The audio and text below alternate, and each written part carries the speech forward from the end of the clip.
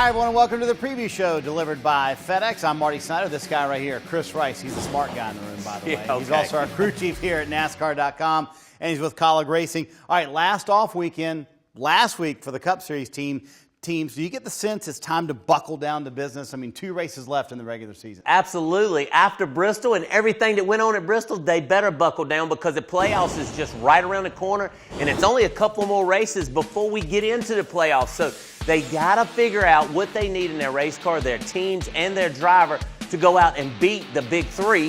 If the big 3 are going to go on to make it to Homestead, who's going to be that 4th guy? Of course, this weekend, throwback weekend, celebrating 7 decades of NASCAR. We're going to run through some of the paint schemes so you guys at home can see those. But, Chris, I want to know, from the race team standpoint, how much thought and effort goes into this weekend kind of picking your paint scheme? We start in January, believe it or not. This is a race that every race team looks at and says, this is something we can go back to in the past and just pay tribute to some of the drivers that have made NASCAR. And we do it, and we do it well at Darlington. So I love this weekend, a lot of the paint schemes. Everybody knows I'm a big Darrell Waltrip fan, so everybody loves the paint schemes at Darlington. All right, time for you to pick a favorite paint scheme. What are you going to go with this weekend? Well, that's a tough one, but I'm going to go with the FedEx driver just because Denny Hamlin is throwing back to himself, everyone. He's throwing all the way back to when he ran at his local racetrack, and I think that's so cool. But when Denny, I'm going to go ahead and say this, when you're old enough to throw back to yourself, that's pretty important. So I like Denny Hamlin's myself. I love Joey Logano's paint scheme throwing back to Steve Park, but how can you not love Kyle Busch and the Skittle cars throwing back to Ernie Irvan?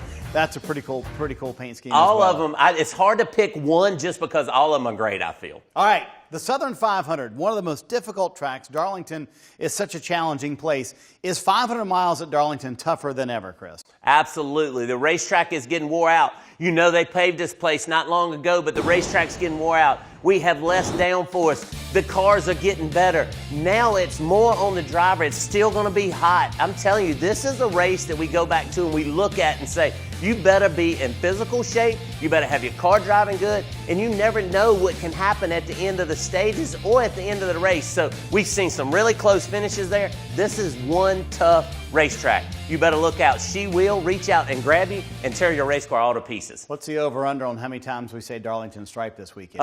It'll be a lot, everyone, a lot. All right, so if you're a crew chief, how can you avoid, or how can you can't prevent it. The driver's going to do it. What can you do to make the car ready for it? Well, the first thing you got to do is make sure you get a lot of practice time, okay? We see cars get into the fence and get into the wall in practice. That's never good, anyone, because you lose practice time getting your car back to where it needs to be to go back on the racetrack. I've watched Kyle Busch do this a lot, and he is crazy fast there. He stays away from the wall until it comes time to race. You watch Kevin Harvick. Kevin Harvick will run through the middle of the racetrack in practice, just getting his car where he needs it. And those two guys, I feel like, are the best there here lately, Kevin Harvick and Kyle Busch. Even though they're part of the big 3, I feel like at Darlington, they have been 2 of the fastest cars in the recent past. You think 500 miles at Darlington, you don't think pit strategy, but that's how the guy behind you won last year, Denny Hamlin.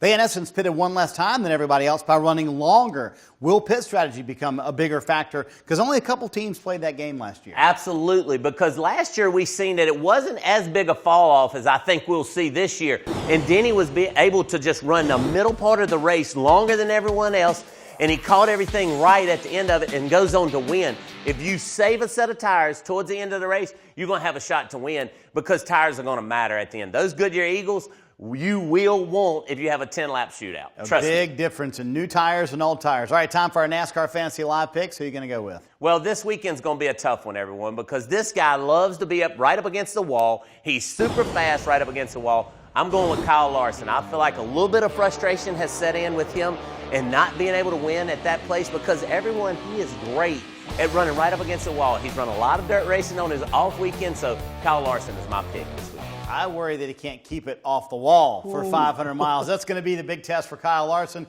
I'm going to go with Kevin Harvick this weekend. They have had so much speed at Darlington, never been able to get that win in the Southern 500, so I'm going to go with Rodney Childers and Kevin Harvick. That's a great pick, but do not forget that 78 car has won there also. That's a very good point. Make sure you check out NASCAR.com before and after the Darlington race, all the live leaderboards, in-car audio, all the news updates you would want from the Southern 500 this weekend. It's Throwback Weekend, the Bojangles Southern 500, 6 p.m. Eastern, Sunday on NBCSN. Don't miss it.